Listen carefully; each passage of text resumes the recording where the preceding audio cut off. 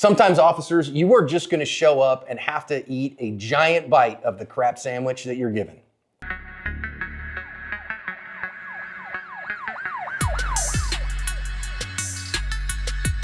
Hi everyone, welcome to today's badge cam lesson here at Active Self-Protection. Every day, we analyze a real-life use of force caught on camera so that all of us can have more research information for our training and practices. I'm your host, John Correa. I'm your co-host, Mike Williver. Today's video comes to us from Carson, California. Palm pepper spray is next generation OC spray. It's hot at 1.4% major capsaicinoids, and its modular design means you can customize it exactly to you. 3 different setups, lots of different color combinations. You can make it exactly as you like. And the flip top safety prevents accidental discharges. It's 10 to 12 foot range and 25 half-second blasts. Make sure that you can keep that long range eye poke at long range. I trust Palm OC and I recommend it for everyone for self-defense. Operator of this gas station and convenience store has called 911 to ask for officers to come out. He has a guy who is acting irrationally and belligerently and bothering and yelling at customers and won't leave. So the guy's asked him to leave. He refuses to leave. So he's called the cops. They're showing up. We have badge cam audio. Let's listen in. Hey, you need to go, dude. What are you doing here? Huh?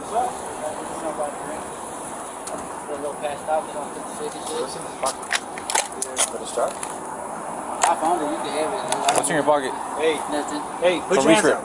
Put your hands up. Put your hands up. What is it? Put your hands up. What is it? Hey, listen. Hey, you got a 417, bro. Put your hands up. I found it on the way. Hey, don't reach for it. Hey, myself. Come on, stop this. Don't reach for it. Hey, get on the ground. Hey, I'm gonna get my. Hey, don't reach for it. Get on the ground. Get on the ground then. Get on the ground. Hey, get on the ground. Hey, listen. Get on the ground.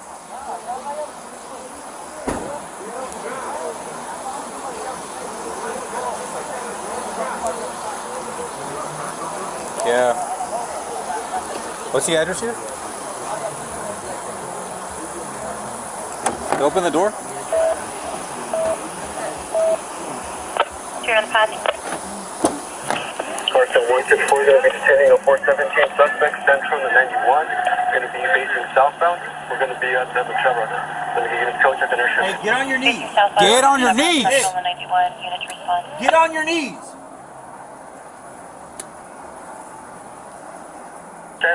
You saw that the officers got behind their cars and therefore their badge cams are pretty obscured here. But we do have some surveillance video as well.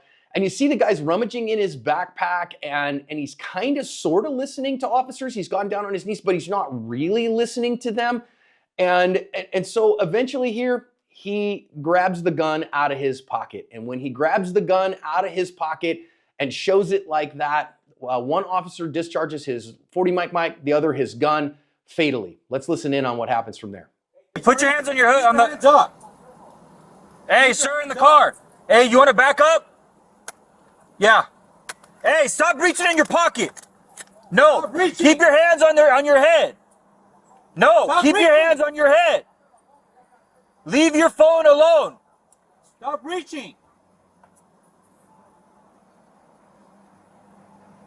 Yeah, I'm gonna get him with the 40 if he goes in his pocket.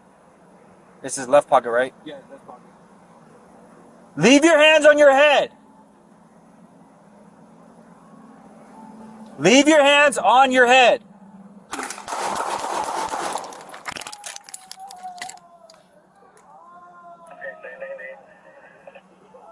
copy 99.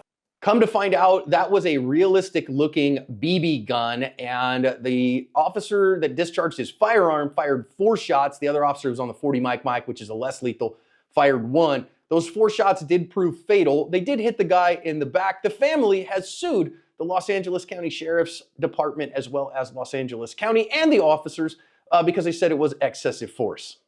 Man, I hate outcomes like this. I mean, I hate that they happen, Mike, but what do you expect them to do? It's like you said in one video before, this is going to be a Rorschach test for people. That they're going to see it one way or the other, and we're just going to try to break it down and call balls and strikes. Please, comments, keep them within the bounds, would you? Man, Mike, you hate these kind of calls because you know when it's somebody who is in an altered mental state, that's contaminated thinking, that's non-compliant, it's probably not going to go real well, and you're going to really struggle. But I do really like that the officers showed up with very calm demeanor, and I really like here, Mike, they didn't compress the space unnecessarily. They were in kind of de-escalation mode, and so they kind of show up, start talking to the guy, hey man, you need to leave, and they left themselves some space, and tactically, that was very smart. Yep, that reactionary gap, that space buys you time, as John likes to say, and time buys you options. So at no point did they compress that space. They didn't force their hand. Look, we all know, those of us, I was in law enforcement, those of us who are in law enforcement, you're kind of trained to get in there and deal with the thing, right? Get in close and put people in custody, do whatever you got to do. Situation like this, that little bit of space can afford you the time and opportunity to hopefully, de-escalate someone to get through to them. This guy's obviously got very contaminated thinking. So the idea here is let's slow things down. Let's give ourselves some room to breathe, some room to operate, and hopefully talk this guy down or figure out what the heck's going on here and why he's running around screaming and yelling. So I think these deputies did a fine job initially, throughout the whole thing, honestly. But here initially, as John said, of not compressing that distance and giving themselves some space to operate. Well, and I think here, if, as they showed, they go, hey man, you got to go. And if the guy just goes, yeah, no problem, man, I'm out of here. And they go, okay, man, go ahead and go and don't come back. That's probably where this one ends. They probably just go, man, I'm not going to go and enforce a trespass on this guy. If you want to leave, man, go and don't come back, because then we don't have to do any paperwork. We don't have to end up taking you to jail. We don't have all those problems. Now, instead, though, the officer sees that the guy has a gun in his pocket that's sticking out of his left pocket, and that makes the officer draw his own firearm.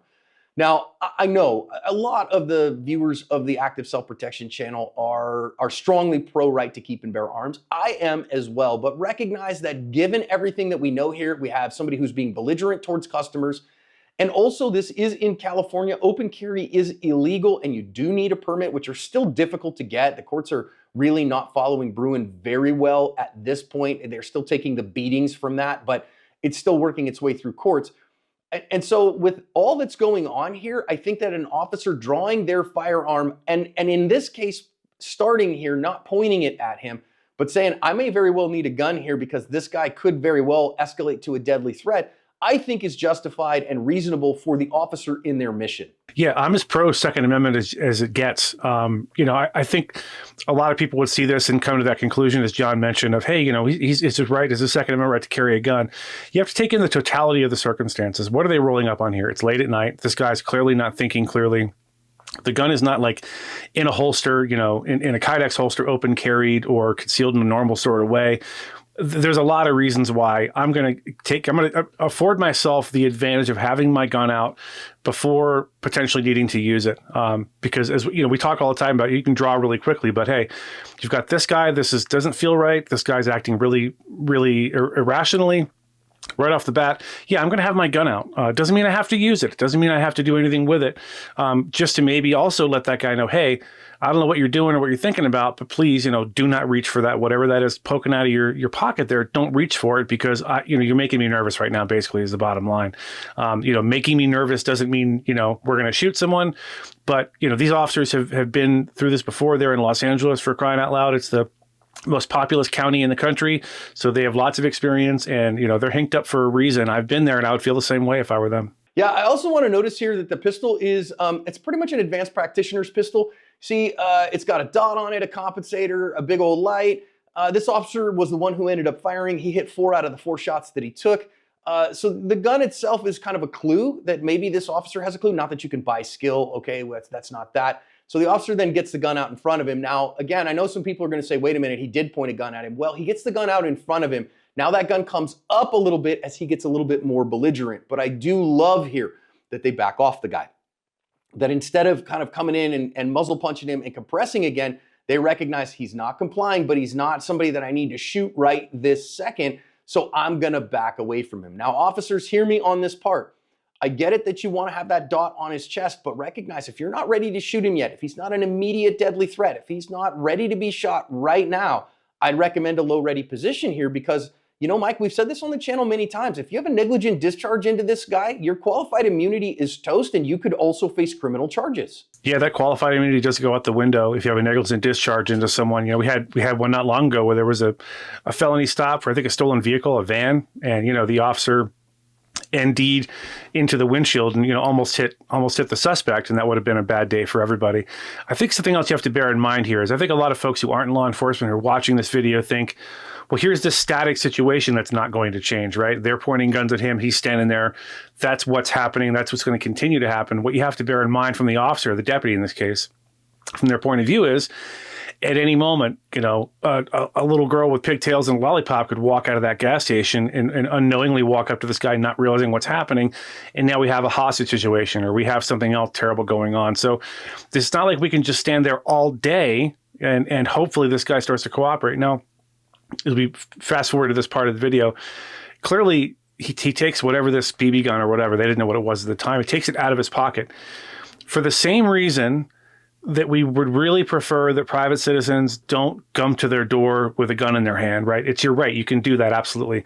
But for the same reason we don't recommend that, if you are a private citizen carrying a firearm and the police are dealing with you and pointing guns at you, the very last thing we want you to do, not only don't draw the gun, don't pull it out of your pocket or out of a holster, is don't go anywhere near it. Keep your hands up in front of you, palms out, so they can see. And again, I think the battle here between a lot of folks in our audience and people like John and I are very pro Second Amendment is, well, it's my right to do this. It's my right to do this. You can be dead right. Right. You can absolutely be dead right about something by, you know, exercising your rights to the point where you end up getting shot and killed by the police, at which point all your rights are gone because you're dead. You're now deceased. So I really want people, the armed folks watching this, to bear in mind, we don't want you going anywhere near your gun when the police are dealing with you like this. I think the police at this moment are forced, their hand is forced at this point. They realize it'll take this guy a split second to now spin and aim that gun at me and pull the trigger. So, you know, he really forced their hand, in my opinion. He really did. And I think this is one of those unfortunate times where it looks to me, based on what he does at the end, like he's, again, in his super contaminated thinking, he's just grabbing the gun to throw it away from him. But of course, the officer can't wait that long. If he waits to see what he ends up doing with the gun, then he ends up with a real chance that he, his partner, a bystander, gets shot. So you're making these decisions in tiny split seconds, and you're not required. And in fact, it is absolutely foolhardy to wait until he shoots at you first before you do something in return. And it is not required legally in any sense. This is any reasonable person put in that particular situation would believe that this guy is an immediate deadly threat. The officer completely justified in order to press the trigger and shoot this guy. But it's a terrible outcome. I don't like it because I wish that this had not happened. But again, he's the one that precipitated it by drawing the pistol. And so it's a reasonable officer showing an immediate deadly threat here. I also think, you know, like, well, one of the officers used the less lethal. Why didn't they just go with that? Well, he used the less lethal, Mike, because he is on the less lethal. So he used what was available to him. And he said, if that guy goes into his pocket, I'm going to whack him with the less lethal. But of course, the other officer could see that same thing and go, it's a gun and there's nothing I can do. And those both answers make sense to me. Yeah, listen, I know I'll catch some flack for this, obviously, but I'm not a big fan of, if you are facing a deadly threat, if you're facing somebody who has a deadly weapon in their hand or about to have a deadly weapon in their hand, I'm not a fan of having less lethal, most especially when it's a firearm. I understand this deputy, God bless him, he was trying to preserve life. He really wanted to, you know, end this without having to shoot somebody. But if that guy does turn with that gun and start shooting, and all you can do is fire the single shot 40 millimeter projectile to try to knock him over or do whatever, I don't like it very much. At the end of the day, these deputies show up. Law enforcement, the lowest rung on the societal ladder, shows up to deal with someone that the rest of society has frankly probably failed in a miserable way. Confused, contaminated thinking, and everything else led to this guy doing what he did. At the end of the day, these deputies now have to live with this for the rest of their lives. It's a bad outcome all the way around, but they did what they absolutely had to do in that split-second decision, in that split-second moment, to cover their ass.